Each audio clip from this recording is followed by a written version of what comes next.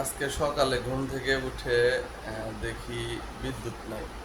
তো গেলাম বিকাশের দোকান থেকে বিদ্যুৎ রিচার্জ করলাম।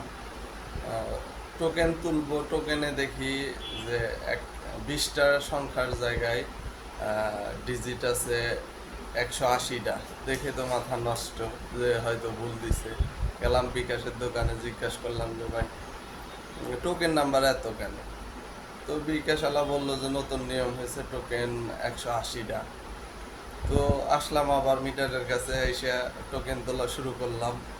তো পুরা একটা ঘন্টা টোকেন তুলতে তুলতে, একবার বাম হাত দিয়ে একবার ডান হাত দিয়ে তুলতে তুলতে অবস্থা খারাপ। একটা ঘন্টা পুরা বৃথা, শরীর মরিল ঘামে তো অবস্থা খারাপ। বুঝলাম না যে 20টা টোকেনের জায়গায় 180টা টোকেন কি জন্য করলো।